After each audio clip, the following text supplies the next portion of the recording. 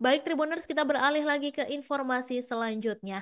Seorang dukun di Mojokerto, Jawa Timur berinisial EY ditangkap setelah mentubuhi siswi kelas 6 SD Tribuners.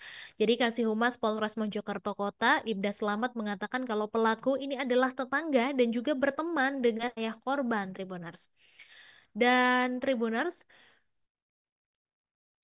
kasus ruda paksa anak di bawah umur ini dilaporkan oleh orang tua korban pada Rabu 16 April, di mana dia tidak menutup kemungkinan juga jumlah korban masih bertambah karena proses penyelidikan masih berjalan, Tribuners. Dan berdasarkan hasil pemeriksaan juga sejumlah barang bukti, penyidik akhirnya menetapkan EY sebagai tersangka. Kemudian dari pihak ayah korban yaitu TB mengaku sudah 23 tahun mengenal pelaku yang dikenal sebagai dukun di kampungnya. Bahkan dia juga tidak percaya awalnya kalau si pelaku ini bisa berbuat setega itu dengan anaknya begitu.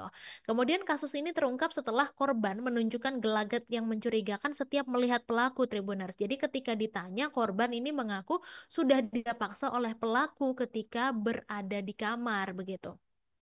Jadi eh, ayah dari korban ini awalnya tidak percaya kalau anaknya melakukan demikian. Kemudian korban ini meminta ambil wudhu dan Al-Quran di dalam kamar dan dua kali tidak menjawab sampai akhirnya yang ketiga mengaku diruda paksa oleh pelaku. Dan diduga korban ruda paksa ini lebih dari satu orang karena anak tetangga ini juga mengalami hal yang serupa Tribuners. Dan kemudian TB mengaku sempat mengundang pelaku ke rumah untuk ritual doa di kamar korban. Jadi korban ini diajak ritual doa tapi di dalam kamar dan ayah korban ini juga tidak curiga karena orang itu disegani di kampung dan ternyata tidak taunya si pelaku ini berbuat demikian.